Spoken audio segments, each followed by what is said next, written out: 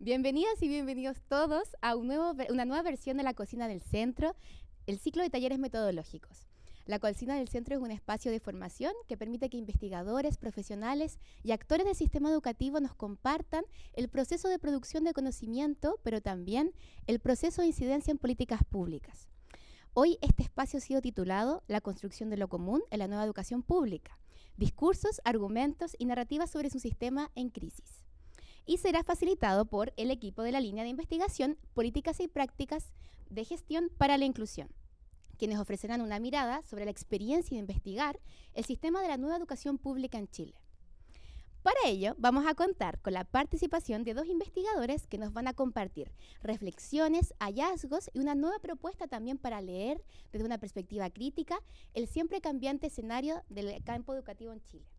Tenemos por un lado al doctor Vicente Sisto, ahí pido que haga así al público, doctor en Psicología Social de la Universidad Autónoma de Barcelona, es académico de la Escuela de Psicología de la PUCB y también director del programa de doctorado de la Escuela de Psicología.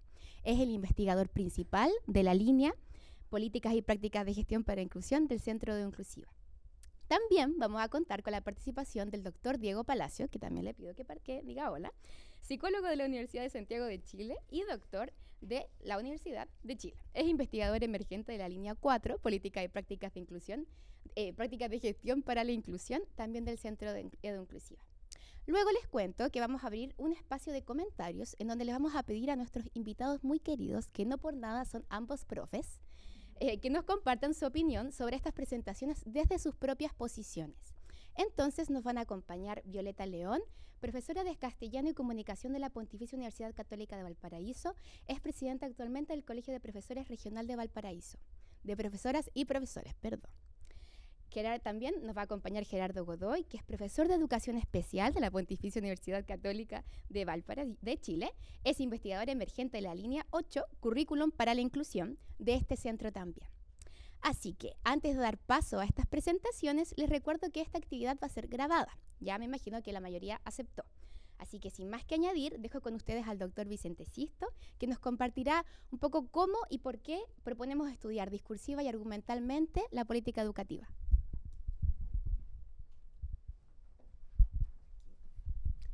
Me voy a poner acá para poder mirar el PowerPoint.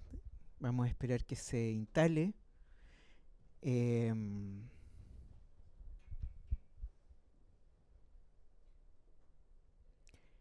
Eso. Bueno, tal como señaló Teresa, lo que vamos a presentar... A ver, ahí pasó algo.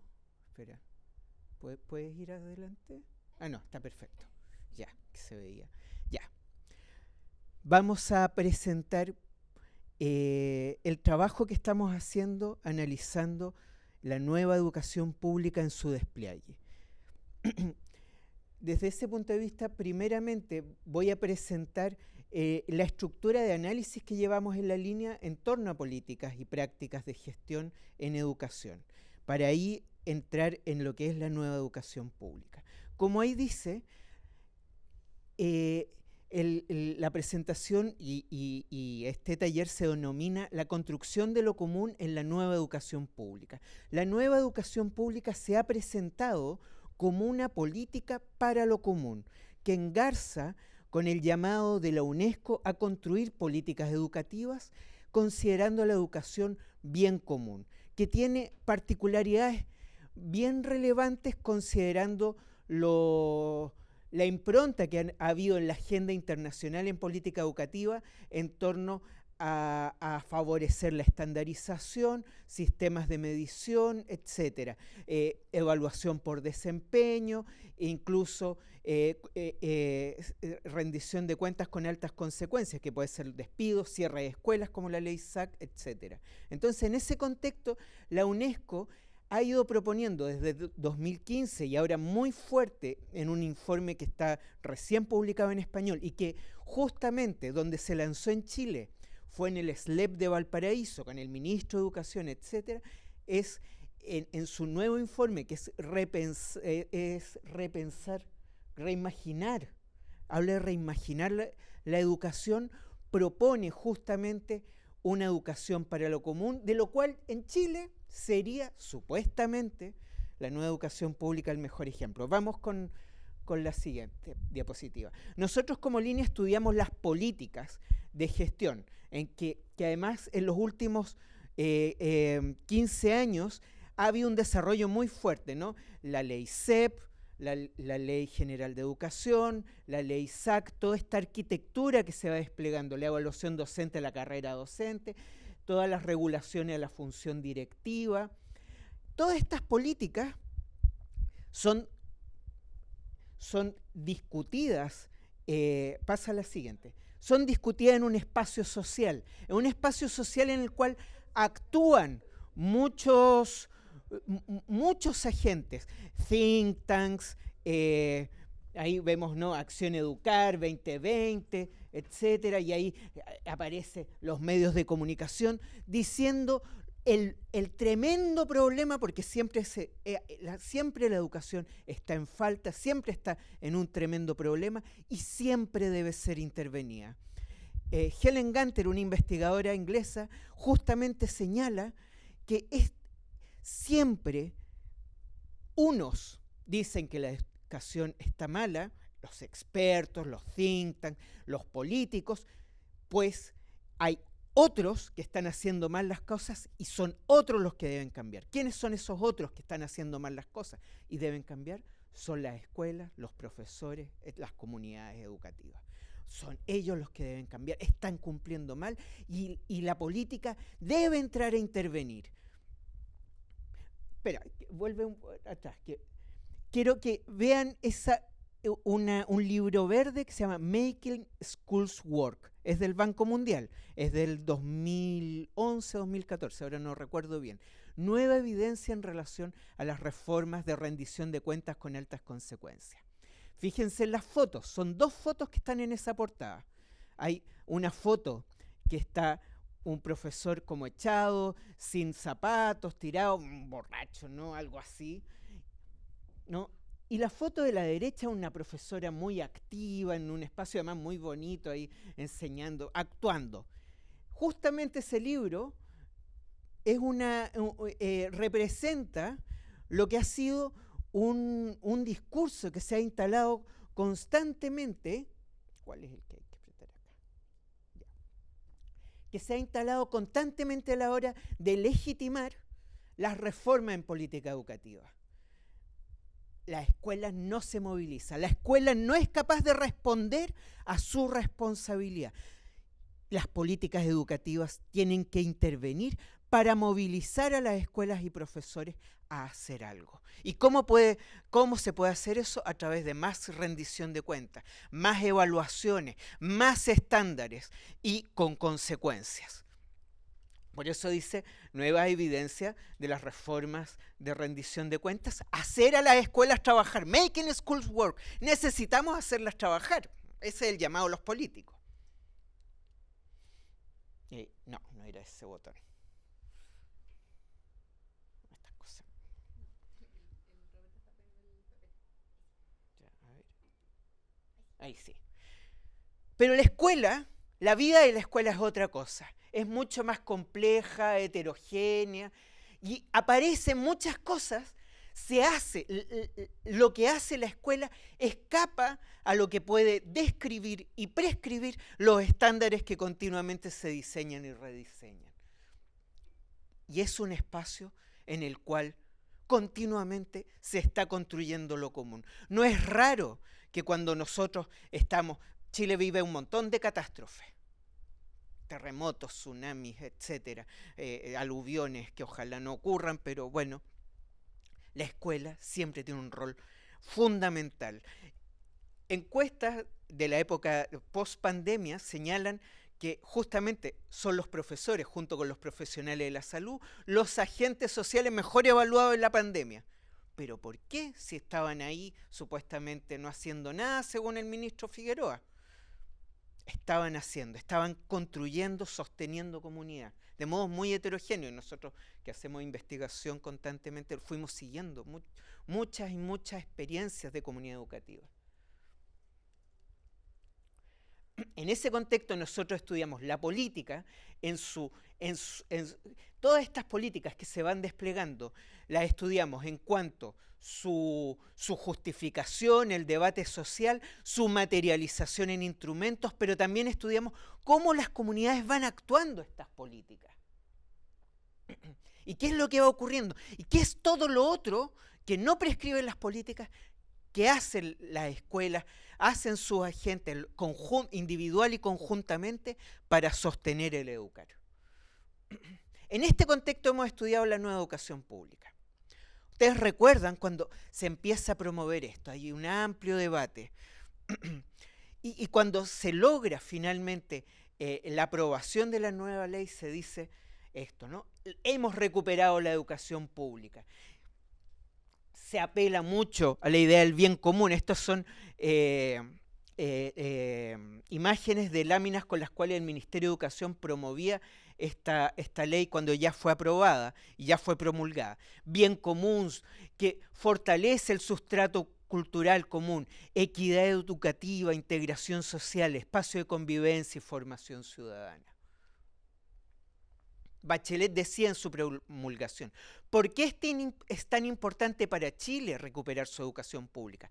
Porque es el soporte público, esa posibilidad que creamos entre todos, esa cristalización democrática del bien común, es el único que puede garantizar que la educación sea un verdadero derecho para las personas, presente en cada localidad y con la cual se aseguran los mejores estándares de calidad. Eso es lo que se había perdido. Atención, atención, fíjense que aparece aquí, soporte público, posibilidad que creamos entre todos, cristalización democrática del bien común, único que puede garantizar que sea un verdadero derecho para las personas, presente en cada localidad. Recordarán, si ustedes ven la ley, hay 9 principios, pertinencia territorial, que además es muy bonito cómo se define, ¿no? Como un compromiso desde la comunidad, desde la localidad, desde la construcción común para hacer educación. Y con lo cual se asegure los mejores estándares de calidad. Ahí está la otra cara. Efectivamente, si analizamos la ley, la propia ley, el propio instrumento legal, no es solo el discurso que lo promueve, ¿no? Todas las narrativas que ha promovido la nueva educación pública. La propia ley tiene una definición ambigua del objeto del sistema, ¿no? Calidad integral versus estándares, ¿no? Lo común, lo local y lo territorial, pero lo que hay que hacer finalmente es cumplir objetivos, estándares e indicadores. De hecho, cuando se habla de participación, finalmente es una participación subordinada. Y hay una cita de la ley, el artículo 6. Deberán establecer un periodo de participación de las comunidades educativas con el objeto de recabar su opinión y propuestas. Puede ser un formulario Google, de hecho lo es normalmente. Los integrantes del sistema, en el marco de sus funciones y atribuciones, deberán orientar sus acciones, o sea, continúa la cuestión de participación, pero deja muy en claro, ahí hay una parte, o sea, no puse toda la ley, pero los integrantes del sistema, en el marco de sus funciones y atribuciones, deberán orientar su acción al cumplimiento de la estrategia. La estrategia, sabemos, la Estrategia Nacional de Educación Pública, que debe, según la ley, responder al sistema de aseguramiento de calidad. Y tenemos toda esta gestión por desempeño que prescribe la ley. Convenios de desempeño entre directores de escuela y director ejecutivo del servicio local, convenio de desempeño entre el director del ejecutivo y el Ministerio de Educación, y los convenios de gestión educacional. Aquí aparecen todos estos instrumentos, el PAL, el PEL, y los convenios de gestión educacional. Fíjense bien en esto. Los objetivos del... A ver, se supone, ¿no? Aquí hay un llamado, hay toda una declaración de que la nueva educación pública es construcción de lo común, que se hace desde abajo, desde la participación. Ojo, los objetivos del convenio, dice la ley, tendrán en consideración las políticas nacionales de educación pública establecidas por el Ministerio de Educación, así como las especificidades del territorio del servicio local respectivo, considerando al menos la calidad y eficiencia, equidad y cobertura del servicio educacional. Asimismo, se deberán considerar los informes que emitan las instituciones del Sistema Nacional de Aseguramiento de la Calidad. Ya. Respecto de los establecimientos educacionales, el convenio deberá fijar objetivos y metas específicas orientadas al mejoramiento de su desempeño, teniendo en especial consideración a los ordenados en categoría insuficiente de acuerdo a la ley. Esto es un ejemplo. En varias partes aparece que todos los objetivos deben estar en función, sobre todo, de cómo se define calidad en el sistema de aseguramiento de calidad. De hecho, hasta los recursos, como dice el artículo 27, también quedan determinados en función de los niveles de desempeño de los establecimientos. Fíjense, aquí no estamos entrando en el desastre de los traspasos, que ha habido un gran desastre y ahí hay esfuerzos legislativos para mejorar esto. No estamos entrando en la burocratización impertinente a lo que es la naturaleza de la educación, que también ha significado para la escuela y para los servicios locales de educación también. Aquí estamos entrando en algo que todavía, quizás por el desastre del traspaso, no entramos, que es la enorme paradoja, la distancia que hay entre lo que es la lógica de aseguramiento de calidad y esta lógica de la construcción de lo común. El uso del concepto, y aquí viene la idea, ¿qué es esto? ¿No? ¿Qué es lo que dice la UNESCO? Aquí recordemos lo que dice la UNESCO. El uso del concepto de bien común global busca subrayar el carácter público de la educación, lo común, como sustantivo y como verbo. Como sustantivo indica lo que construimos en común y cómo lo gobernamos. Esto significa que el gobierno se construye desde abajo hacia arriba, las iniciativas locales florecen y la gobernanza autoorganizada, que también puede tener éxito a gran escala. Cuando se formula de esta manera, los proyectos de instituciones educativas deben ser gobernados colectivamente de manera pública y apoyadas por los gobiernos. Esto necesita lo común como verbo, la acción de comunizar. Aquí es interesante, los documentos de UNESCO justamente dan cuenta de que esto escapa a lo medible en los estándares. Entonces, demanda la imaginación de nuevos modos de construir sistemas de medición, pero que sean pertinentes y que probablemente tengan naturalezas muchas veces locales, dependiendo de lo local, y que conecten con objetivos mucho mayores para un sistema educativo nacional. Entonces, ¿cómo conectar? Aquí llama a una necesaria imaginación también para construir nuevos instrumentos. No tira a la borda los instrumentos, sino que dice, tenemos que construir instrumentos que sirvan a esto. Se dice que la nueva educación pública, y esta es cita de UNESCO, 2022, es uno de los casos más destacados en términos de transformación de la gobernanza de los sistemas educativos. La cita la pueden encontrar textual, página 202, de un informe es el informe acerca del devenir de la educación en América Latina y el Caribe, de la UNESCO. Asimismo, se ha dicho que esta reforma en la política educativa es la que más claramente responde a los movimientos sociales y estudiantiles por la educación. Cristian Beley escribió, en efecto, fue el empuje sostenido del movimiento estudiantil iniciado en 2006 y reforzado en 2011, el impulso social que abrió las puertas a este cambio institucional. Rodrigo Egaña, el primer director de Educación Pública, dijo, esta ley tiene como uno de sus pilares constitutivos la participación de la comunidad educativa. Fíjense, lo que viene en esta cita lo han dicho más de un político. Esta es la reforma más participativa de todas las que ha hecho en el Estado en las últimas décadas. Probablemente también esta reforma creo que representa mucho del devenir de las transformaciones en política pública que han buscado, supuestamente, responder a las demandas constantes, más bien discontinuas, pero crecientes, de participación y democratización. Estamos justamente en estas semanas conmemorando los 50 años del golpe militar y todo lo que ocurrió después. ¿Se acuerdan? Muchos no se deben acordar porque no habían nacido todavía, pero cuando llegó la democracia, cuando votamos por el no al dictador, se dijo, la alegría ya viene. ¿Qué era la alegría? La alegría era retomar el proyecto democratizador que se venía construyendo previamente, y no solo con el gobierno de Allende, sino previamente. Hay un proceso continuo de fortalecimiento de la democracia, más o menos lento, pero reforma agraria, y antes ya desde los gobiernos radicales, que se corta radicalmente. La alegría ya viene. Pero como yo siempre digo, no llegó la alegría, llegó el Banco Mundial con sus reformas, etcétera, y lo que decían era que, como lo puso el Banco Mundial en su momento y luego la OECD, el sistema educativo más o menos sigue las reglas, nada más que hay que establecer ciertos mecanismos de corrección de mercado. Porque la idea de privatizar la provisión de servicios públicos, un concepto del Banco Mundial, que la UNESCO también lo repite, la provisión de servicios públicos puede ser otorgada por distintos privados, etcétera, y financiada por el Estado. Lo que hay que hacer es regular. Y viene ahora la demanda a nivel social de mayor democratización, la educación como demanda de ciudadanía.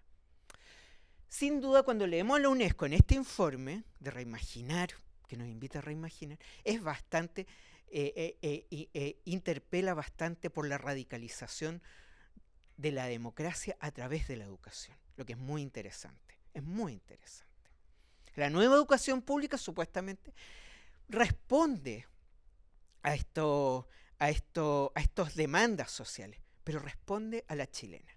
¿Qué significa la chilena? Significa que responde, primero, restringida, mantiene el sistema de subvención escolar, mantiene los sistemas de aseguramiento de calidad, que es lo que caracteriza nuestro sistema educativo, entre otras cosas. Responde a la chilena.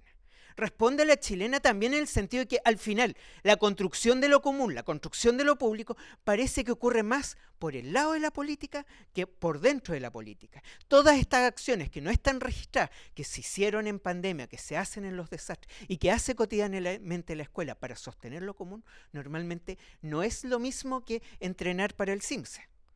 Ni son lo mismo que los estándares con los cuales son evaluados los profesores, cómo deben hacer una clase.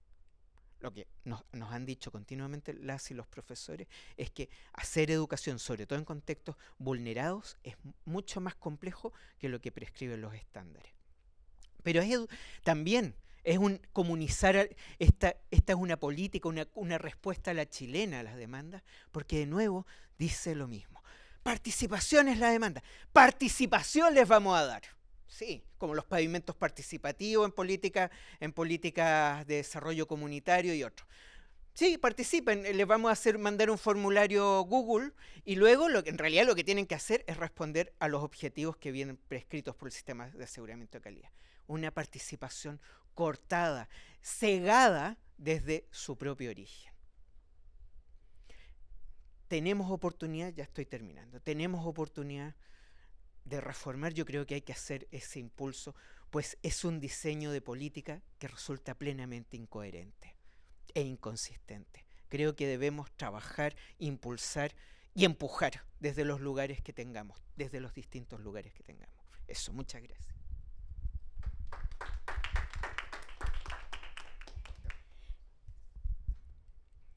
Muchas gracias, Vicente. Ahora voy a dar paso a que el doctor Diego Palacio nos pueda compartir sobre por qué y cómo relevar el estudio de la experiencia cotidiana, además de una propuesta muy interesante para poder entendernos mejor a partir de eso. Perfecto, súper. Buenas tardes a todos y a todas, quienes están acá en la sala y también quienes están en línea, así que gracias por acompañarnos. Voy a conversar un poquito respecto de cómo hacemos investigación en este marco de circunstancias que crea la política pública y en relación particularmente con la ley 21.040 de nueva educación pública que Vicente ha esbozado tan claramente ahora. Y creo que la forma más pertinente de abordar lo que nosotros hacemos es tal vez compartir momentos que no son siempre visibles en los procesos investigativos. Y hay uno en particular que a mí me gusta mucho porque habitualmente nosotros realizamos nuestras entrevistas con los actores en su contexto, primero en sus escuelas donde ellos habitan cotidianamente, y también las hacemos en equipos para acompañarnos, para profundizar, para ver también profundidades, textualidades que emergen en estos encuentros, no solamente de naturaleza afectiva, sino también dialógica, y que construyen potentes relaciones entre los actores. Y hay un momento cuando uno ya sale del edificio escolar y hay un breve silencio que te visita, ¿sí? A ambos participantes, y te viene la pregunta de ¿cómo te sentiste? ¿Qué te pasó con esta entrevista? Y en este año de trabajo, que llevamos trabajando en este proyecto con la línea, han habido muchos momentos en que hemos dicho, me sentí ahogado, ¿sí? Me sentí terremoteado, nos pasó una vez. Y esto tiene que ver particularmente con dos contextos que nosotros hemos investigado, que son el SLEP de Valparaíso y el SLEP de Iquique. Ahí nos pasa que la gente, en las formas del decir, en las formas del hacer, está dando cuenta de que esta retórica de éxito, de transformación, de participación, se está viviendo como un desastre y se está viviendo también como una gran preocupación por las limitaciones que hay para construir un sistema educativo que tenga un sentido público genuino y que apunte a la construcción de un mundo común sensible entre quienes participamos de la experiencia educativa. Y esos momentos de silencio están representados por estas dos figuras que hemos traído acá. Y una frase de este drama histórico que es Enrique V, que escribió Shakespeare, y es que él se pregunta, dice, ay, ¿quién tuviera una musa de fuego para escalar al cielo más resplandeciente de la invención? Un poco ese silencio, esos momentos silenciosos, se acompañan para nosotros de estas dos grandes figuras que las vemos habitualmente, incluso en el lenguaje cotidiano, incluso también en los emoticones. La idea de que se te prendió una ampolleta, ¿sí? Un momento, ajá, esto pasó. Y esto tiene una historia incluso en la mitología, porque Zeus, ¿sí? El dios de la luz, del rayo, tuvo 9 hijas con Mnemósine, ¿sí? Que es, muchas palabras que usamos, por ejemplo, como mnemotecnia, tienen que ver con la memoria, y era la titánide de la memoria. Y tuvieron 9 hijas que se llamaron las musas, ¿sí? Las musas que cumplían una función muy específica, que era bajar y susurrar al oído de quienes las invocaban aquellas ideas que te refrescaran, aquellas ideas que te dijeran a ti, por acá va este asunto, esto está pasando, esto fue lo que escuchaste. Las musas, que fueron 9, representan a todos los conocimientos y las artes que los seres humanos despliegan, pero hay dos que habitualmente vemos en el teatro y que son Thalía, la de carita alegre, ¿sí? La cómica, y Melpómede, ¿sí? Que es la trágica, la que no quiere nadie conocer, pero es la que más habita el mundo de los humanos, ¿cierto? Entonces nosotros hemos visto muchos momentos en nuestros procesos productivos y analíticos de información tragicómicos, ¿sí? Así como a veces hemos salido medio golpeados de los procesos productivos, también nos hemos reído mucho en contexto respecto de cómo los actores problematizan algunas cosas que pasan en este sistema tan particular. Siguiente. Yo tengo esto. Sí. Acá. ¿Cómo era? Dale. Paso. Ya. Perfecto. Entonces, las retóricas de la crisis, o de un mundo en permanente crisis, y particularmente en este gran paraguas que junto con la educación pública también ha sido la reactivación educativa tras la excepcionalidad pandémica, nos ha situado en esta idea de que trabajar en educación hoy día es construir un avión mientras volamos, ¿sí? Así de paradójico, así de contraproducente en ocasiones, y que está caracterizado por dos imágenes de la cultura popular que para nosotros son súper relevantes, que esta idea de Galactus, ¿sí? Del multiverso, del universo, que es una idea que Gerardo y su equipo de investigación también han generado y que la vamos a utilizar, que es el devorador de planetas. Para que el universo tenga su equilibrio, algo debe morir, ¿sí? Entonces el viejo orden educativo está en transición y hoy día nosotros nos encontramos en ese momento y conversamos con actores que están viviendo esta tensión, la lógica del desastre, ¿sí? La lógica de que hay que hacer algo urgente, de que estamos a contratiempo, de que hay necesidades que no estamos entendiendo ni atendiendo. Y esta maravillosa película a la derecha, que es The Road, ¿sí? Donde un padre y un hijo van transitando por un mundo apocalíptico con un montón de herramientas que ellos no saben si va a servir para el nuevo orden, ¿sí? Entonces hay saber, experiencia, afectos, formas de relación que los actores educativos en este sistema particular que nosotros estudiamos no saben si les van a servir para los propósitos que ellos tienen, defienden y sostienen en sus experiencias cotidianas.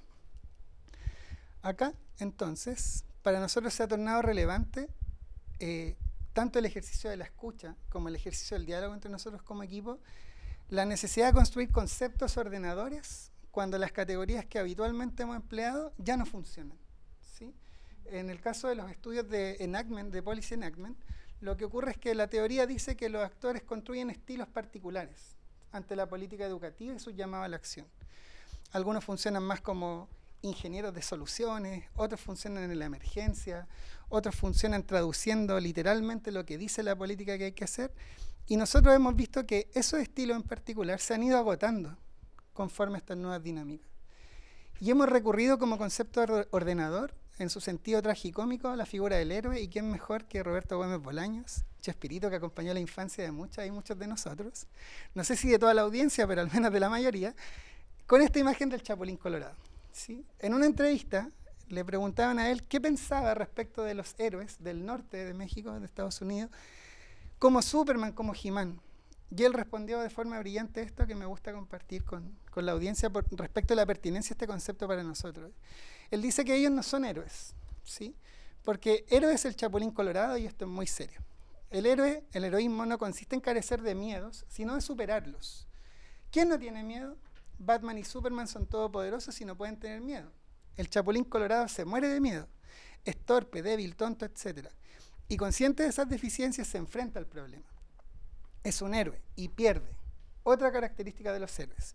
Los héroes pierden muchas veces. Después sus ideas triunfan. El video está en YouTube, lo pueden ver porque lo que viene después es maravilloso. El entrevistador se queda callado y dice, ¿es filosófico eso? No contaban con su astucia, ¿sí? Reivindica ese efecto de que el héroe, y es lo que nosotros vemos, y esta categoría es muy sensible y pertinente para pensar lo que están viendo los actores en contexto, es que lo están intentando con todo en un sistema que no responde de forma sensible y pertinente también a lo que ellos necesitan para construir un sistema público genuino. Tenemos acá entonces la figura conceptual que nosotros hemos ido construyendo respecto de lo heroico, ¿sí? Esto recupera estudios culturales clásicos de Campbell respecto del monomito del viaje del héroe, que es algo que se puede apreciar en todas las culturas humanas a lo largo de la historia. Es que un ser humano se separa, inicia un camino de aventura hacia un mundo habitualmente oscuro y desconocido, y retorna con una cualidad que ya no lo hace tan humano como antes. Entonces se diviniza y se humaniza a la vez. Y esta figura, los profes en particular, que hemos entrevistado bastante, equipos directivos también que hemos conversado, han adquirido, conforme se han visto en la exigencia y en la emergencia, herramientas que ya no lo hacen ser educadores propiamente tal, sino que les plantea una nueva dimensión de exigencias para que ellos puedan responder pertinentemente a la misma lógica de lo que la ley plantea, una educación participativa, pertinente, justa, democrática. Siempre hay algo más que hacer.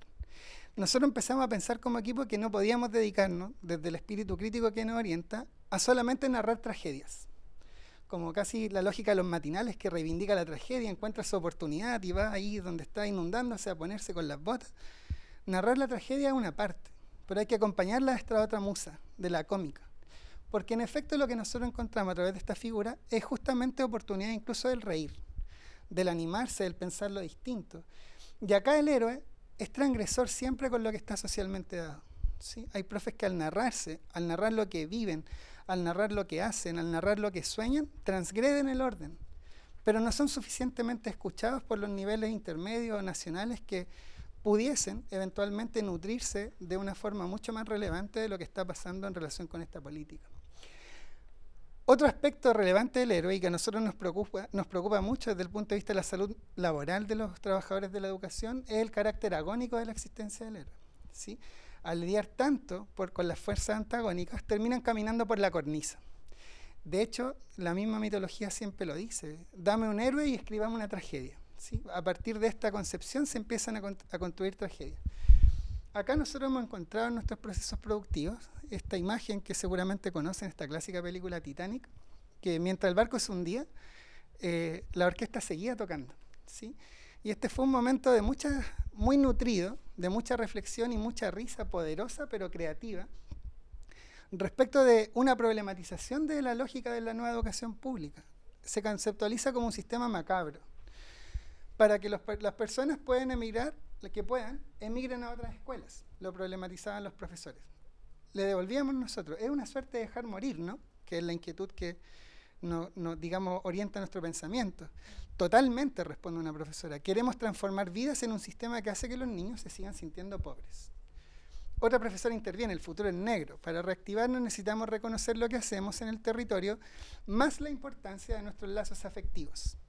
Ahí interviene un profesor, sale a la escena y dice, mientras los expertos nos dicen, que es un poco la relación que ellos establecen con el nivel intermedio, que le escuchemos los que ustedes no entienden, que es que para que esto funcione usted tiene que entender esto. Nosotros actuamos como la banda del Titanic y se larga la risa, ¿sí?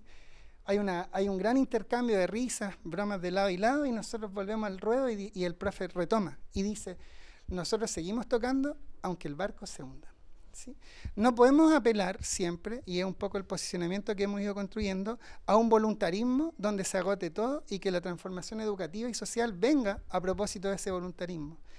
Se necesita cubrir condiciones estructurales, equilibrar con estos voluntarismos, estos liderazgos que aparecen, pero que se integren sensiblemente al diseño y a la evaluación de la política. Acá también, en estas retóricas, porfiar. Esta es una práctica por sí misma en el sistema de educación pública, tal vez transversal al sistema educativo en Latinoamérica, pero es muy característico como es narrada y nos sirvió a nosotros como momentos de insight, como decir, por acá va. Profesora, en un contexto de educación de SLEP, me siento súper porfiada. Mi trabajo lo voy a seguir haciendo igual en relación a las condiciones materiales que la están orientando hoy por hoy.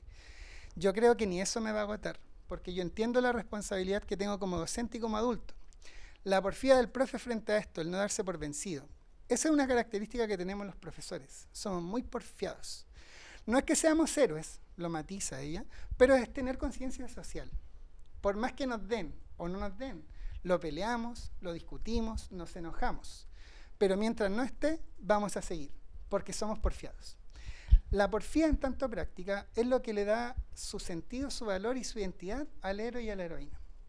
Y esto puede tener ganancias, pero también tiene importantes riesgos para la orgánica de los procesos educativos, especialmente desde un ángulo de salud. ¿Sí? El discurso de la crisis, y que es un poco lo que prima, sobre todo en el contraste muy poderoso que nosotros hemos ido notando respecto a esta retórica de éxito, que se acompaña también de promesas que no se cumplen, la mayor parte de las veces, de vivencias de insuficiencia y desajuste. El discurso de la crisis, en particular, a decir de los profesores que hemos entrevistado, mata a la escuela. O sea, no pone al centro de la escuela, lo que en el fondo hace es nombrar lo siguiente. En este lugar ya no se puede estar, ya no se puede habitar. Dibuja el apocalipsis, le da curso a esa idea apocalíptica que nos gobierna. Entonces acá también nosotros en estos discursos, en estas narrativas, hemos ido encontrando pistas respecto a las posibilidades de hacer que tenemos por delante. El profesor sigue. ¿Cuál es la solución para el sujeto que hace la ecuación económica? Este lugar tiene que dejar de existir, que es lo que pasa orgánicamente con la educación pública en Chile, y ustedes váyanse a otro colegio donde esto no esté ocurriendo. Pero en esos otros colegios ocurren otras cosas. Los profesores están gobernados por precariedad laboral, management y evaluación estandarizada. El discurso de la crisis nos instala una discusión respecto de qué es la escuela. Y es lo que la discusión hoy día respecto del sistema de nueva educación pública nosotros pensamos que es lo que debe brindar. ¿Cuáles son los horizontes de posibilidad que acompañan este proyecto? ¿Cuáles son las formas genuinas en que los actores pueden participar para construir este modelo educativo con un verdadero sentido público? Por eso digo que finalmente es una trampa. El discurso de la crisis no elabora nada. Finalmente, nosotros también pensamos que desde los procesos de investigación que desplegamos y acompañamos, podemos contribuir a rearticular estas posiciones que se van configurando en la experiencia escolar y particularmente lo heroico. ¿Sí? Es una especie de colgar la capa, ¿cierto? De dejarla, abandonar, aunque sea temporalmente, la comprensión de que las respuestas a estas problemáticas son individuales o atomizadas, o que les pertenecen a unos pocos, o que es un juego de expertos, como habitualmente conceptualizan los participantes de nuestros procesos investigativos. Se trata en efecto, de abandonar la investidura, pero se trata también de redefinir los móviles éticos. Es decir, si transitamos por el desorden y el orden, también podemos contribuir a la generación de nuevos sistemas que favorezcan lo público, lo justo y lo común, que es la apuesta que nosotros también defendemos desde nuestra línea. La principal arma del héroe, en el contexto educativo, pensamos que es todavía la pregunta. ¿Sí? En una educación chilena que está profundamente obsesionada con el qué y el cómo de la educación, recuperando la idea de Gerd Biesta, nosotros podemos decir, tal vez hay que, en este momento histórico en particular, recuperar el para qué. ¿Sí? El para qué estamos habitando estos procesos, qué estamos haciendo en la escuela, inquietar a los estudiantes con esta pregunta, inquietarnos entre educadores, investigadores, retomando esta pregunta en particular. Y bueno, tal vez el desafío más importante, que es un desafío de salud y de convivencia, es pensar esto desde el punto de vista de que abandonar la capa, advertir el dolor de lo trágico, nos lleva a encontrar el refugio en el calor de la tribu. ¿Sí? Y en ese sentido estas categorías han sido útiles para nosotros. En la apuesta por construir horizontes colectivos y contemplando plácidamente la danza eterna que estas dos hermanas con que iniciamos habitualmente danzan. que es lo trágico y lo cómico. Es lo que uno se encuentra conversando y cuando la gente narra las formas del decir y el hacer que le acompañan día a día. Eso. Gracias.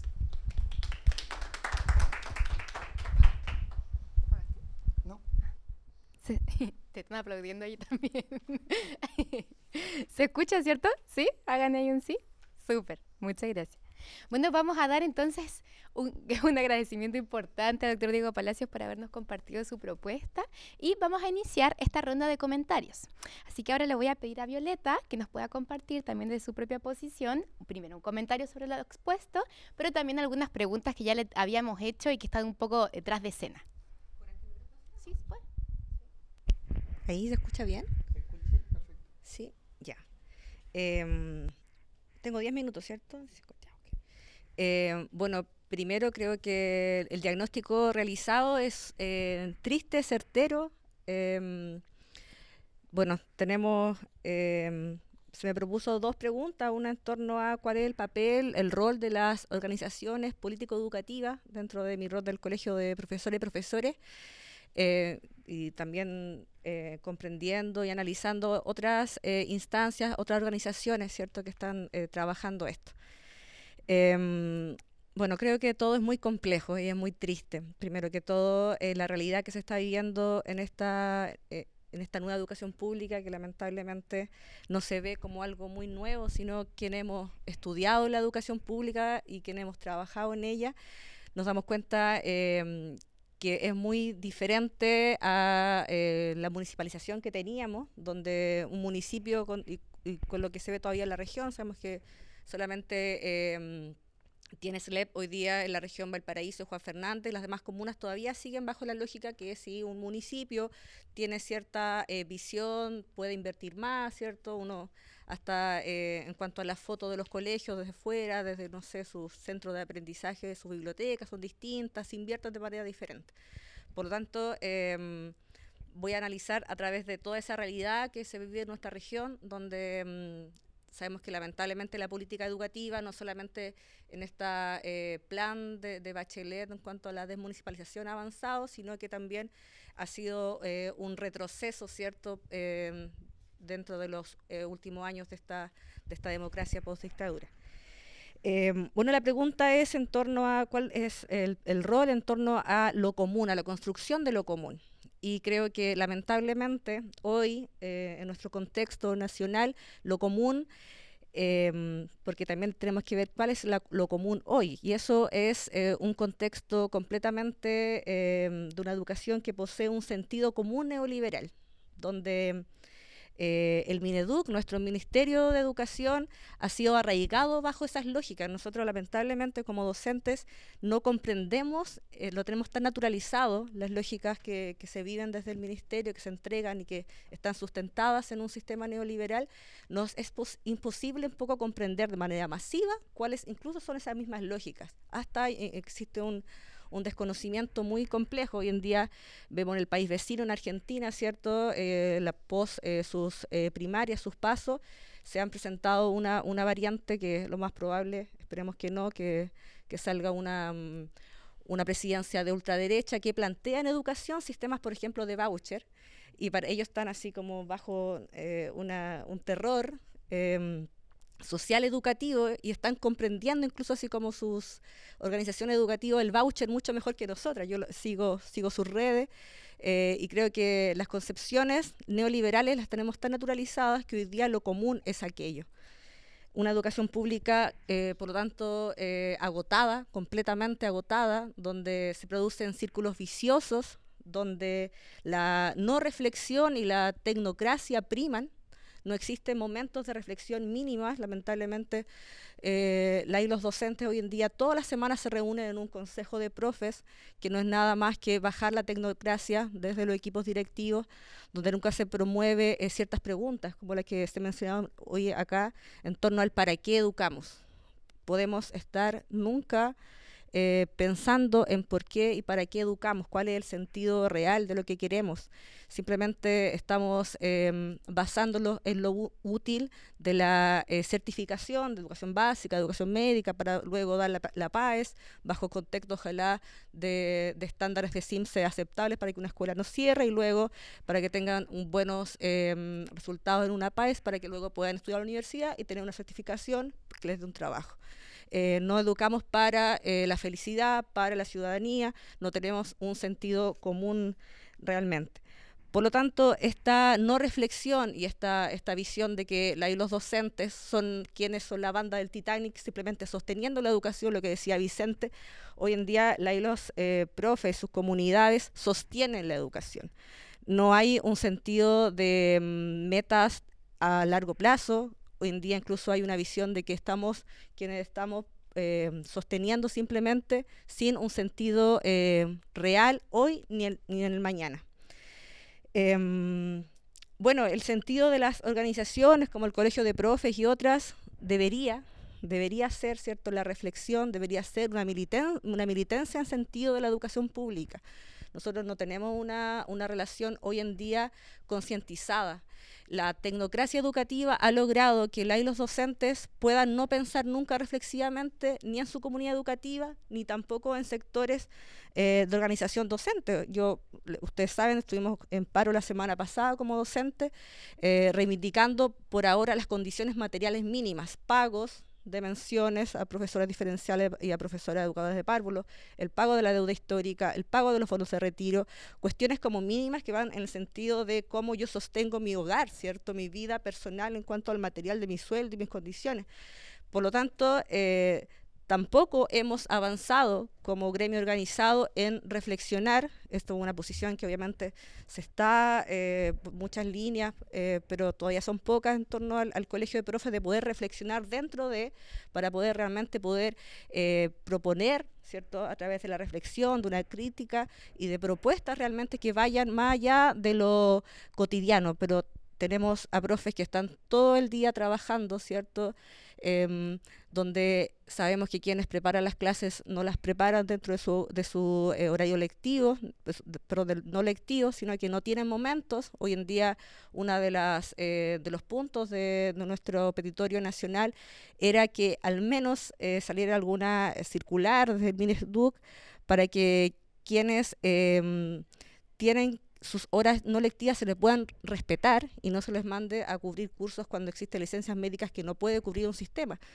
Porque el sistema de los SLEP suena muy bonito, ¿cierto?, en la fundamentación de su ley, pero su bajada y sus resquicios legales mínimos no lo adecuaron realmente para un sistema educativo. Por ejemplo, el tema de las licencias médicas, que como el Estado es uno y los sistemas públicos son uno, los dineros de licencias médicas no son devueltos, sino que llegan de nuevo de FONASA a Tesorería General de la República, y no sucede como en las corporaciones municipales, que son de derecho privado, no hay una devolución. Por lo tanto, las platas de licencias médicas no son otra vez integradas, lo que no ocurre en los servicios de salud, porque ellos sí tienen dentro de su ley médica lo que dice que como la gente se muere, ¿cierto?, en la salud pública, tienen que llevar dineros para poder pagar licencia. Tantos temas así que llevan a que las personas que trabajan en la educación pública, en la nueva educación pública, vean que no hay un horizonte. No hay horizonte, así como que hoy en día esta es la situación. Si vamos al SLE Valparaíso y conversamos con sus escuelas, hoy, septiembre, no han llegado los recursos CEP. Septiembre, entendiendo que el año termina en cuanto a todas sus actividades en noviembre, los primeros días de diciembre ya se está fuera de la escuela. Por lo tanto, ese sinsentido de que yo puedo hacer programas nuevos ocupando la ley CEP, pero finalmente no va a servir para nada, vuelve a que obviamente haya un agotamiento, un desgano, un deseo de salir del sistema educativo. Hoy en día, si como Instagram no funciona como un algoritmo tan fantástico, ¿cierto?, aparecen cosas, estamos hablando con un grupo de profes como cuentas que hablan, no sé, una que se llama quiero colgar el delantal, que es cómo promover, ¿cierto?, cómo ayudar a profes que ya están cansados, agotados, ayudarlos a poder salir del sistema. esa es la realidad que tenemos hoy, profesores absolutamente cansados, agobiados de un sistema que comprenden que simplemente ellos sostienen, ellos dan, pero que ni siquiera les da sus pautas mínimas para poder estar saludablemente en sus trabajos, teniendo los tiempos familiares, personales adecuados para poder sanarse, recuperarse y poder también fortalecerse para educar. Bueno, la otra pregunta iba en torno a cuáles serían los desafíos, las acciones posibles. Es bien difícil igual responder esa pregunta, porque un sistema que se basa todavía en el voucher, que se basa en lógicas que van como muy contrarias a la educación, donde no se responde al para qué, donde la democracia real no existe, porque obviamente, como decía Vicente, funciona así. Una de las luces que se nos dio en el Congreso Curricular Pedagógico, se nos bajó de una la ilusión, en el sentido de, era un mes para poder hacer un congreso, ahora entre medio hoy del paro docente se amplió hasta septiembre, pero un mes para reflexionar, para mandar a reflexionar a quienes no han reflexionado nunca de educación. Es muy complejo, entendiendo que el anterior Congreso Educativo por parte del Mineduc se hizo el año 70. ¿Cómo podemos enviar a que los docentes en su comunidad, ojalá desde la sala de clases, reflexionen en torno a lo curricular y pedagógico durante una jornada, durante una hora, por los cursos? Yo estos días estuve visitando algunos colegios, en el Liceo de la Barra, se les dio desde las 8 hasta las 10:30 los cursos para que reflexionaran. Ese es el Congreso Pedagógico hoy en día en la sala de clase.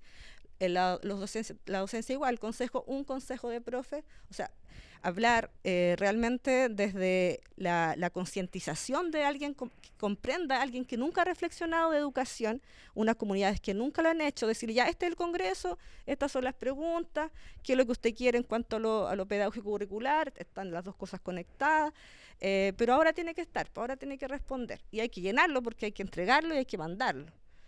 Por lo tanto, se vuelve otro saludo a la bandera más, que es lo que siempre hemos dicho desde el Colegio de Profes y los profes organizados, de todas estas consultas que ya estamos acostumbrados que se hagan. El Mineduc siempre ha hecho consultas, pero finalmente, como es una consulta base, simplemente, como casi todos, en el texto y en el título, son cosas que uno dice, ¿cómo voy a decir que no? Así que, por lo tanto, se aprueban, se dice, bueno, los profesores y las profesoras aprobaron este nuevo cambio, así que simplemente se logra a realizar acciones que no tienen sentido pertinente democrático en cuanto a consultas y reflexiones docentes. Bueno, una pregunta, más que respuesta, yo creo que tengo más preguntas en una educación pública que no se le ve sentido, ni ahora ni mañana, en cuanto a lo que la ley nos transmite y en cuanto a cómo se vive hoy en día la ejecución de la ley. Es cómo es posible avanzar, es mi pregunta, en un sentido común fuera del sentido común neoliberal que hoy día se vive. ¿Es posible? Yo creo que no es posible. Al menos yo creo que no sé si soy pesimista, pero la realidad es muy difícil poder realmente cambiar lógicas democráticas, lógicas que realmente hablemos de la felicidad hoy en día de nuestras niñas y niños, no solamente en el mañana, en cuanto a los ciudadanos del mañana, sino que hoy en día cómo podemos cambiar una educación que tenga sentido, donde el aprendizaje de lo no útil, ¿cierto?, fuera de los estándares en torno a las artes, a la cultura, a las ciencias básicas, al deporte, a eso de disfrutar ir a la escuela, porque hoy en día ni estudiantes ni docentes están disfrutando, porque todo es adverso. Por lo tanto, cuando hacemos un paro, como que no hay mucho cuestionamiento en torno a los contenidos, en cuanto a lo que están pasando hoy día los niños, sino que en cuanto a la guardería que se pierde. Por lo tanto, hoy en día se sostiene la educación en un momento en que estamos tanto agobiados estudiantes como toda la comunidad en conjunto.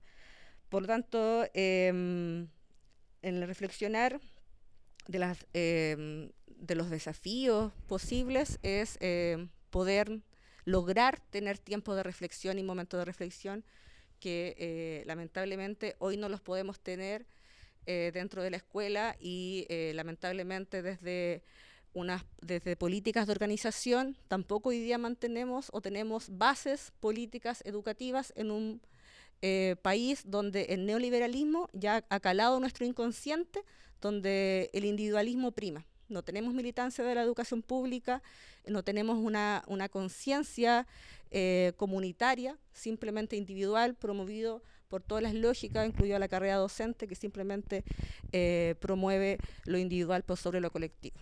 Así que eso es lo que podría mencionar. Creo que estuve bien en cuanto al tiempo.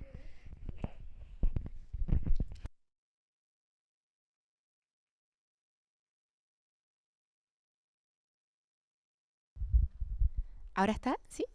¿Sí? Ya, súper. Muchas gracias, Violeta. Me encantó tu comentario. Creo que definitivamente nos va a dar también para conversar después. Pero yo encuentro que igual da para conversar muchísimo, así que muchas gracias. Pido entonces ahora que el doctor Gerardo Godoy nos pueda compartir también desde su perspectiva, la opinión de lo presentado, de lo expuesto. También queríamos preguntarte un poco más sobre las transformaciones curriculares, sobre si ahí hay alguna posibilidad de construcción de lo común. Y también, como te habíamos adelantado, nos interesa muchísimo saber desde esta noción de universo educativo, ¿qué piensas en realidad de estas personas que toman estas posiciones más heroicas? Bueno, muchas gracias por la invitación. En primer lugar, voy a tratar también de responder a esas preguntas tan complicadas y a lo mejor ahí después de tratar de abordar las preguntas, ver si podemos conversar un poco sobre las cosas que se han expuesto acá en esta presentación. Me gustaría comenzar con la idea de lo común, ¿no? Voy a entender lo común como el conjunto de valores, de conocimientos, de prácticas, de ritos que tiene un grupo determinado, ¿no? un grupo social determinado. Pero este conjunto de valores, de conocimientos y de prácticas no operan en el espacio por sí solos, ¿no? Tienen que ser ejecutados o actuados por un grupo de personas determinadas. Entonces, lo común opera en una comunidad o construye de alguna manera una comunidad. Esta comunidad son los actores que participan de lo común, ¿verdad? Y ahí vendría la pregunta que había hecho tú, bueno, ¿qué es lo común en este contexto contemporáneo, lo hegemónicamente común? Que estaría de acuerdo contigo que es el neoliberalismo. Y yo agregaría a estos dos elementos, porque yo creo que no se puede hablar de lo común por sí solo, necesariamente hay que hablar de lo común vinculado a la comunidad, yo agregaría el concepto del comulgar, ¿no? Está lo común, la comunidad y el comulgar. ¿Y qué es el comulgar? Es la disposición de coincidir, ¿no? Una disposición para poder construir una comunidad. No de manera inocente, digamos, en coincidir, nos vamos a poner todos de acuerdo en todo, sino que coincidir incluso en las cosas en las cuales no vamos a estar nunca de acuerdo y coincidir en nuestro conflicto, ¿no? Construir, digamos, ser creativos en el conflicto frente al cual nos vamos a encontrar. Entonces, aquí dejo como primera idea, lo común, la comunidad y el comulgar, a partir de lo que nos han presentado ustedes. Y esto más o menos va a ir produciendo lo que conocemos o entendemos como una cultura determinada, ¿no? Que se construye con esta diversidad de grupos, ¿no? Que más o menos van construyendo consenso. Entonces me preguntaron por lo común y me preguntaron por las transformaciones. ¿Qué se transforma o qué podemos transformar en este marco que he mencionado previamente? Podemos transformar el dispositivo que produce y sostiene la cultura, o al menos uno de los dispositivos principales que produce y sostiene la cultura, que es la educación justamente. Podemos generar ahí una intervención frente a este dispositivo que produce y que de alguna manera determina también lo que estamos entendiendo por lo común, ¿no? ¿Y qué juego tiene el currículum en ese contexto? Bueno, el currículum justamente es lo que normativiza todas estas prácticas, todos estos valores y conocimientos y ritos, ¿no? Que se tienen que aprender una cultura determinada. Por tanto, operar sobre el currículum implica retorcer justamente estas nociones que tenemos de lo que significa lo común y que generalmente está naturalizado en nuestra sociedad y nuestra cultura. A partir de esta pregunta, digamos, yo me hago una pregunta, digamos, más allá de respecto al currículum y los procesos educativos. me hago la pregunta por el fundamento, digamos.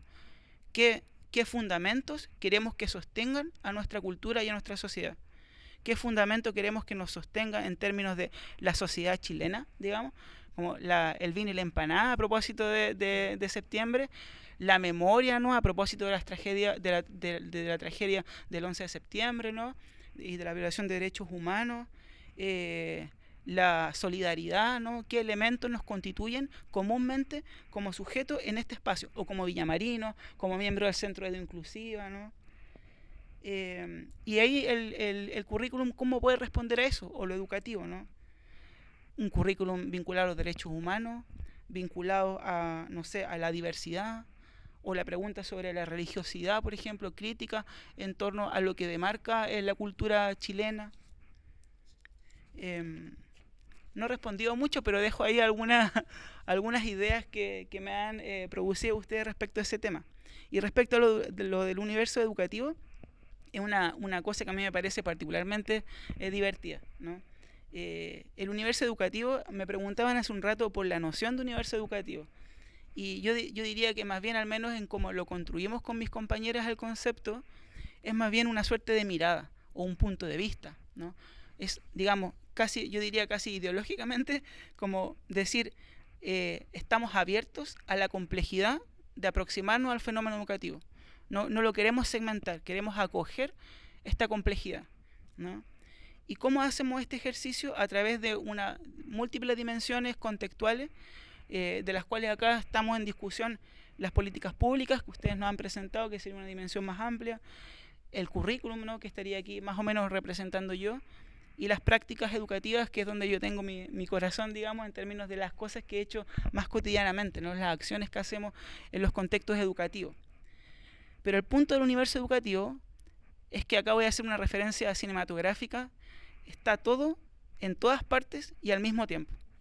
Es decir, cuando yo estoy un día viernes a las 12 de la noche revisando un trabajo, está operando en mi cuerpo y en mi estrés una política pública, ¿no? Y es complejo mirar eso en términos de una realidad total, pero está operando ahí.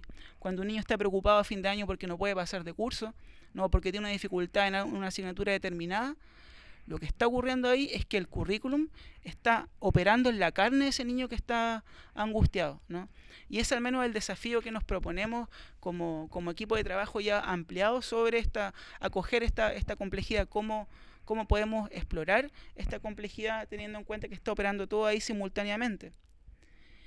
En ese sentido, la pregunta por lo heroico, si acaso un sujeto puede transformar un sistema educativo o un modelo educativo o aportar al menos, yo ahí voy a dar una opinión personal, digamos, yo pienso que no, yo pienso que un sujeto no puede transformar un sistema determinado.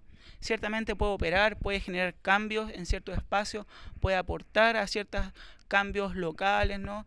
Pero en términos de una transformación, en los términos que hemos estado conversando, necesariamente, pienso yo, tiene que ser una transformación de carácter colectivo, ¿no? Y en ese sentido, ofrezco otra pregunta, ¿no?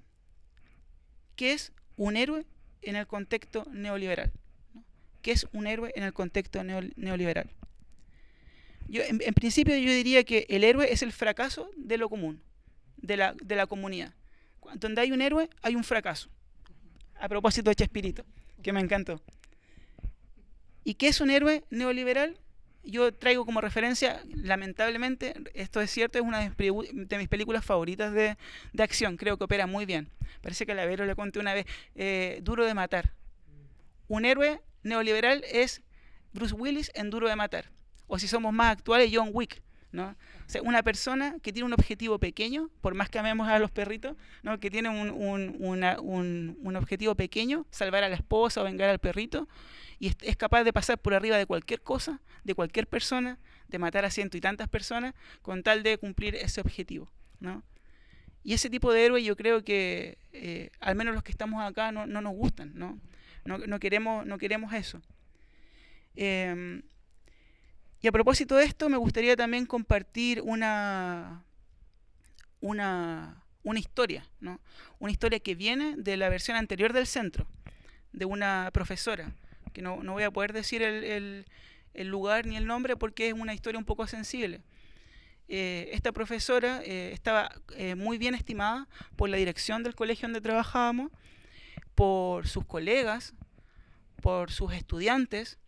Era una profesora muy estricta, muy preocupada, hacía actividades diferenciadas para los estudiantes, se quedaba en los recreos a conversar con los estudiantes, tenía reuniones con los apoderados, conversaba con sus colegas, todos la querían mucho.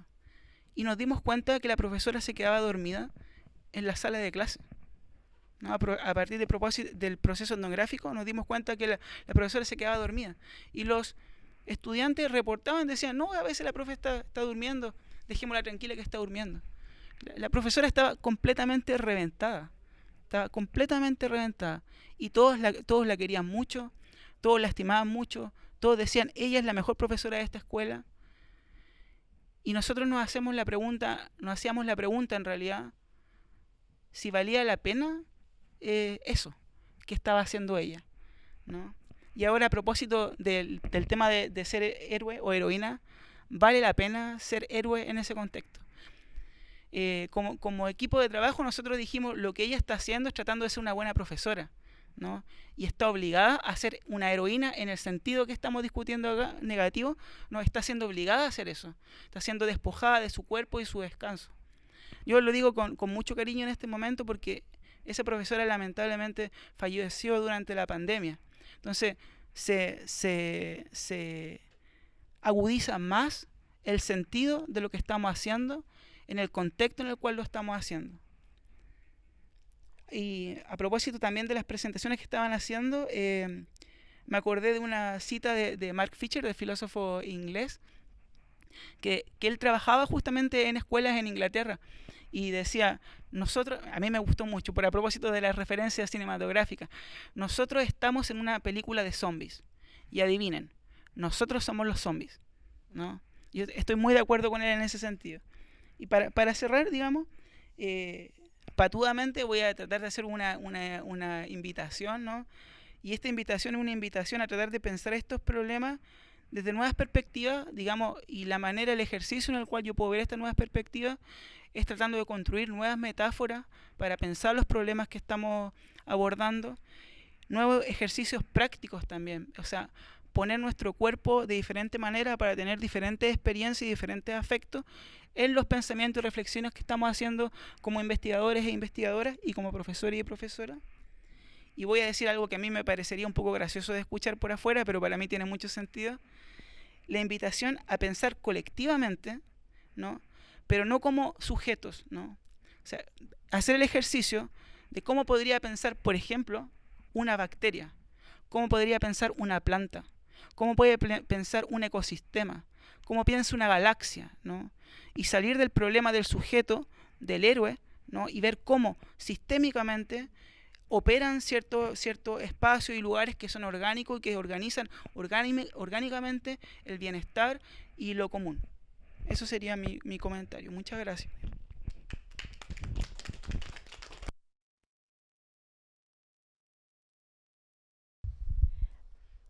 También aplauden allá en la cámara, por si acaso.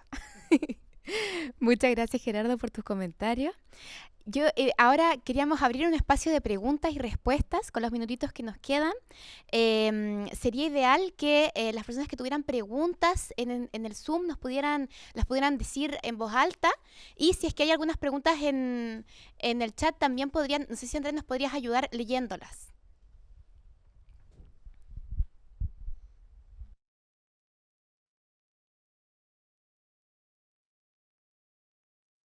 Sí, no, por ahora no hay preguntas en el chat, los invitamos igual a prender sus cámaras e interactuar, que esa es la finalidad.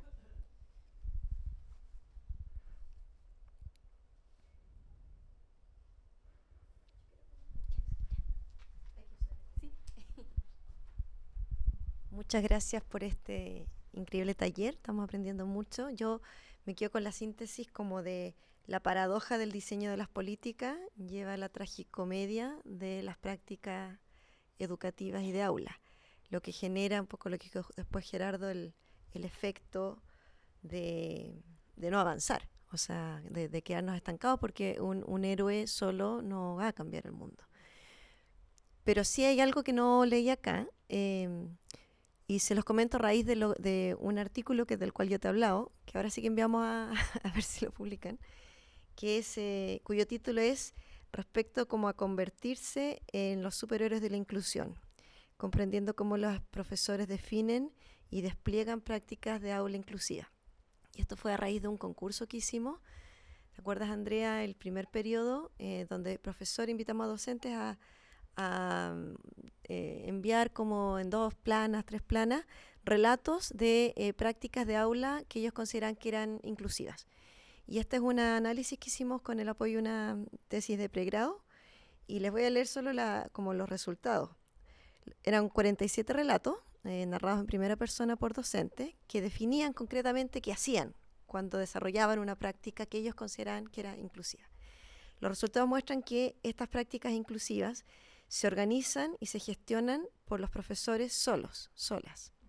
Son iniciadas con muy poco apoyos, pero luego lentamente van generando mayores soportes organizacionales, no en todos los casos. Y ahí lo que discutimos, como en el contexto de sistemas de apoyo débiles institucionalmente, o sea, esta idea de que tiene que ver con justamente un sistema descentralizado que otorga débiles apoyos institucionales por diseño, porque en realidad pone a todos a competir por el voucher, pero también a competir en función del logro en el rendimiento de la prueba estandarizada, SIMS, ¿cierto? Y entonces, cómo eso guarda directa relación con un profesor, una profesora que se siente muy sola, pero que se narra a sí misma como superheroína.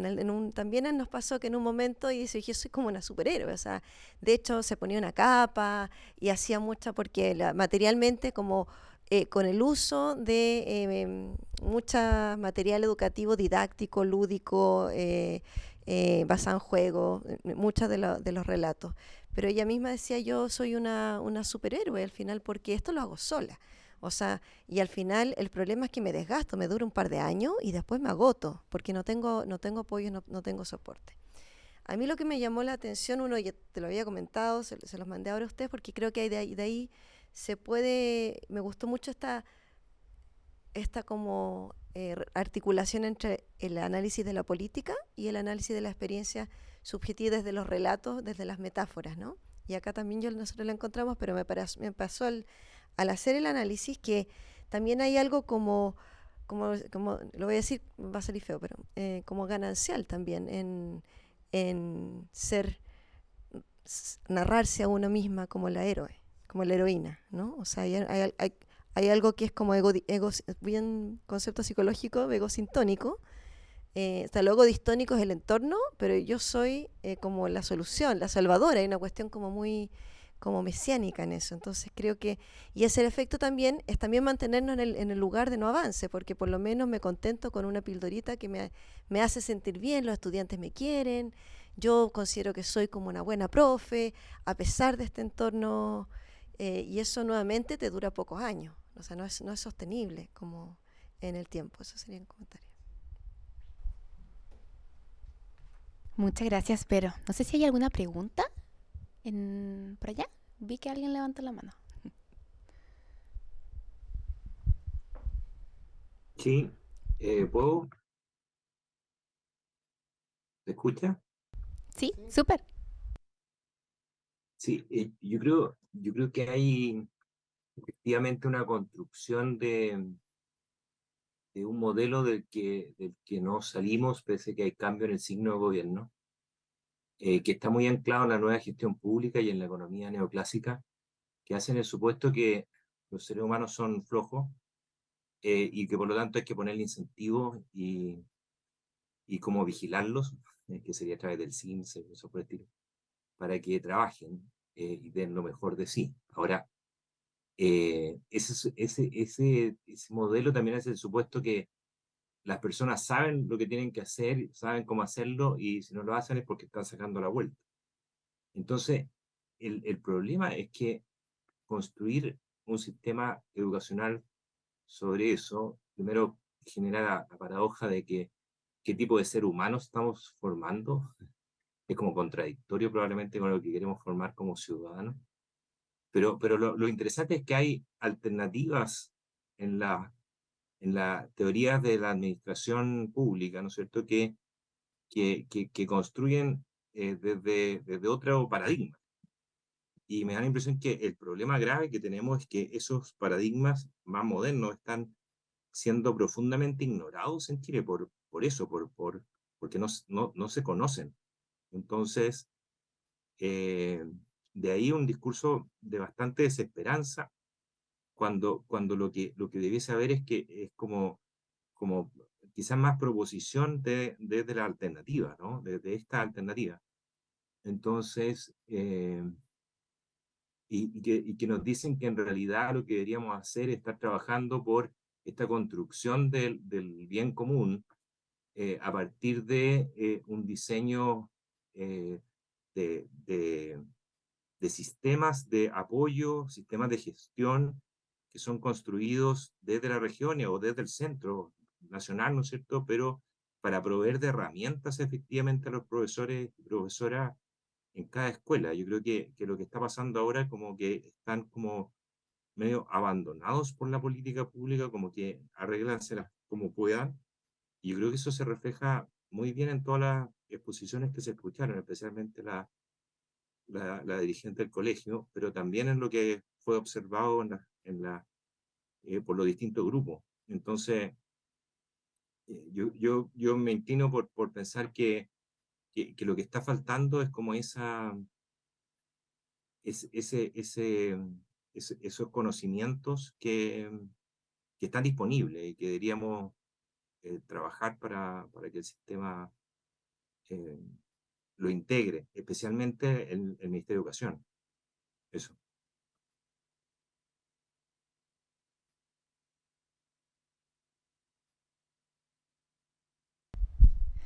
Súper. Muchas gracias, Pablo, también por tu comentario. No sé si alguien les quiere responder, ¿sí?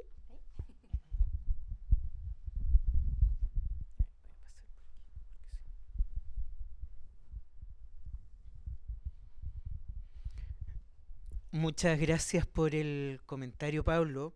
Voy a responderte, pero también conectando un poco porque yo creo que es un comentario que además hila de cierto modo con varios de los elementos que acá se han dicho. Yo creo que primero ahí lo que comentó Violeta fue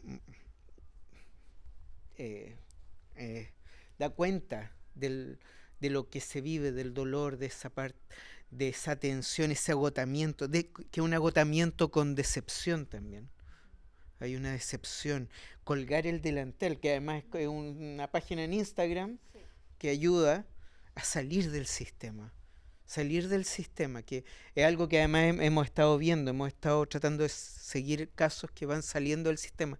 Profesoras y profesores muy comprometidos, sobre todo además de generaciones más jóvenes, que además muestran una trayectoria de mucho compromiso, que terminan colgando el delantal. Es muy lamentable lo que comentaba Violeta, ¿no?, del Congreso Curricular y Pedagógico, porque sí podía ser una oportunidad de hacer justamente lo que más se demanda, se requiere. Pablo recién comentaba, ¿no?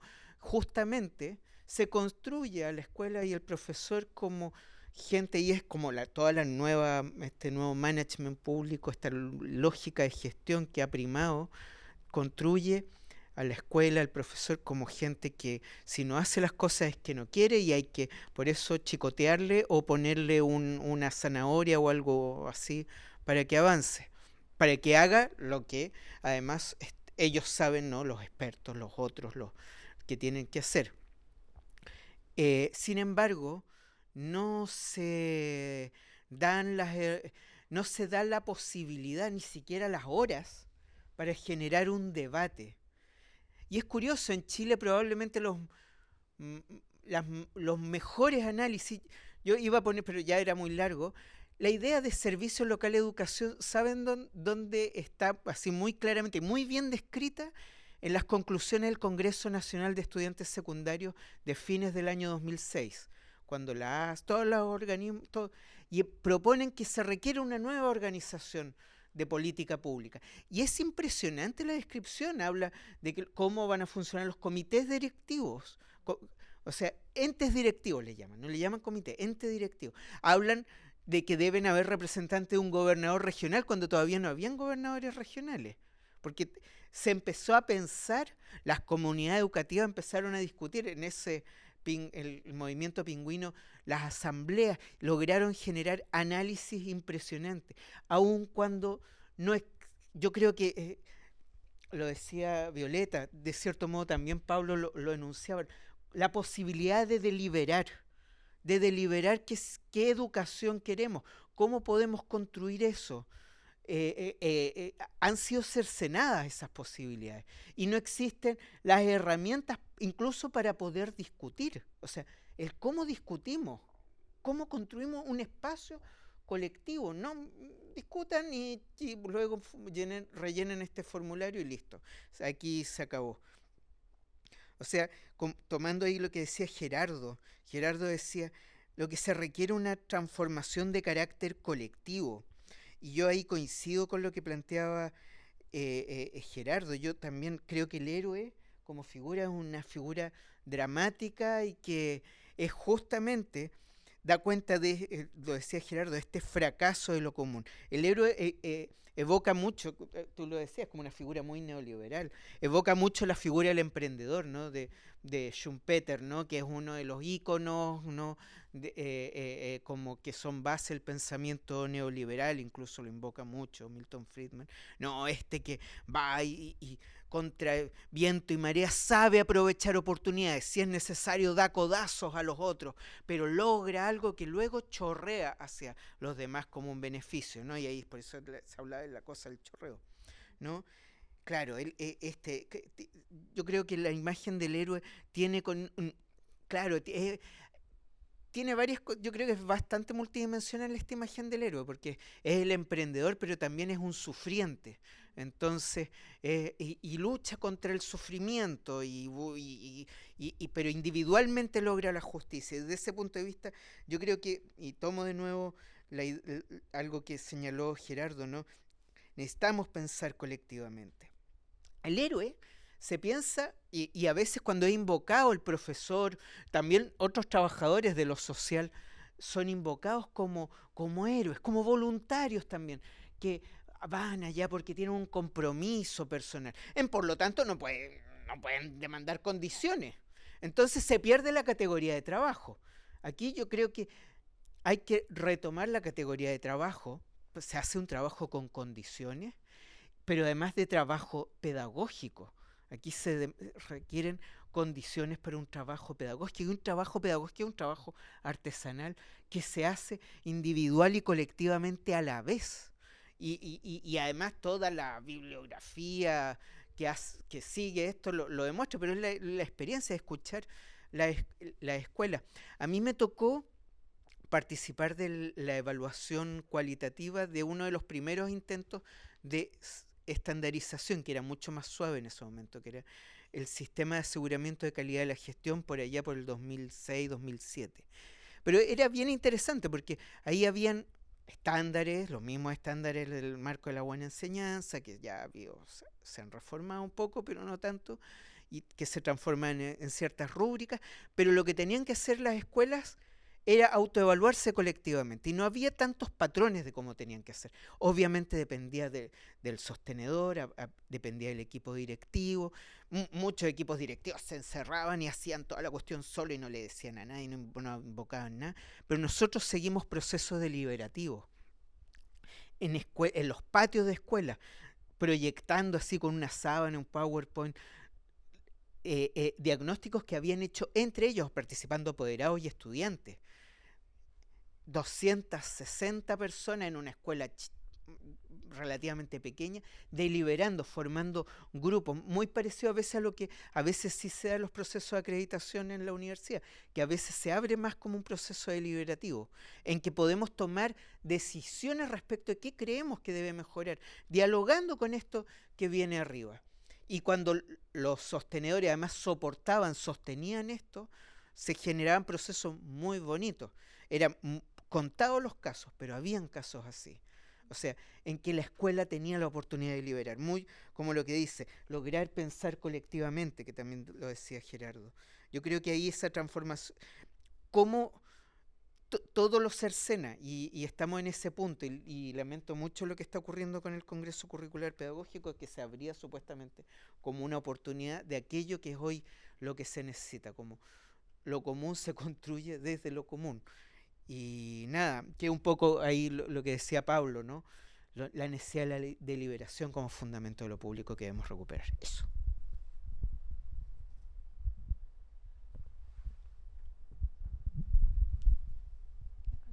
Sí, no, agradecerte también el comentario, Vero, y efectivamente hay algo ganancial en esto y que es necesario problematizar. También conectando con la idea de los sistemas de apoyo, hay un debate epistémico que dar respecto, por ejemplo, de las concepciones de afecto, emociones, lo socioemocional, que siempre inscriben todo en clave individual y también como patologías, como fugas, como fuerza intempestiva. Yo creo que ahí también hay un terreno fértil de discusión respecto de las orientaciones epistemológicas que están en la base de los sistemas de apoyo, y yo concuerdo absolutamente. Hay una cuestión ganancial, y también en la lógica de estas formas de subjetividad, lo que acontece es que se requiere que el otro esté en carencia permanentemente, se requiere que el sistema educativo esté caótico permanentemente, y eso efectivamente, como tú decías, Gerardo, da cuenta del fracaso de lo común, y es algo que nosotros estamos problematizando, y me hace mucho sentido la reflexión que nos brindaste. ¿Sí? Sí, en torno a la figura del héroe y la heroína, estoy muy de acuerdo con lo que se ha dicho acá, y veo que hoy en día, los últimos, no sé, 2-3 años post pandemia, creo que están desapareciendo la visión de héroes. Creo que es una visión que va en bajada, en torno a estas concepciones de salud mental que post pandemia creo que están más naturalizadas dentro de los establecimientos educativos. Por tanto, hay muchas preguntas, así como una está desapareciendo esta visión del héroe, esta visión desde el trabajo, los trabajadores educacionales, donde necesitamos ciertas condiciones mínimas de salud mental para poder sostener la educación. Y también otra pregunta, ¿qué se hace donde no hay héroes? Porque puede pasar que en una escuela, en un establecimiento, no haya ninguna heroína. ¿Sí? Yo ahora, cuando, no sé, uno quiere hacer actividades con otros profes ligados a ciertas áreas, uno pregunta en otra escuela, ¿hay un profe motivado en esa escuela de esta área? Ese es como el concepto que uno conoce. ¿Hay un profe motivado? No, no hay nadie. De otro colegio, así como, no sé, de arte, cosas que uno interrelaciona. Por lo tanto, igual creo que es necesario mencionar aquello. Entiendo que hasta es esta figura, ¿cierto?, desde el yo individualista otra vez en torno a los héroes que existen, pero sí veo que hay una crisis también en esas visiones, recordando, ¿cierto?, amistades que quizás, profes que muchas veces deciden también no tener hijos, que antes tenían como una visión como muy así mistraliana en torno a esa visión que teníamos de Mistral, como de una entrega absurda, y donde la normalización de estar trabajando en torno a lo educativo los fines de semana, en la noche, sacando la vida personal, dejándola fuera. Y esa misma concepción de estas mismas personas que han decidido no tener descendencia, pero que antes vivían como sus hijos, como educando a estos hijos ficticios, también han estado ya comenzando por la lógica de la salud mental y de un sistema que no da el mínimo para poder sostener una salud mental saludable. Ya está comenzando a entrar en una crisis bastante importante.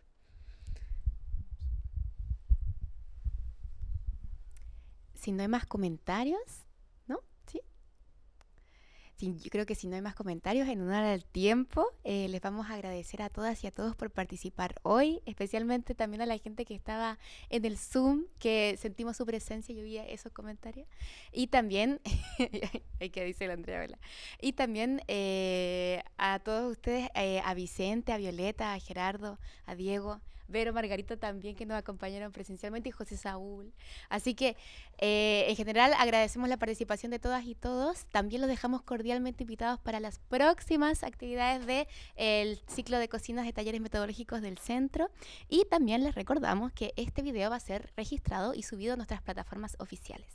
Así que eso, muchas gracias y nos vemos en una próxima vez.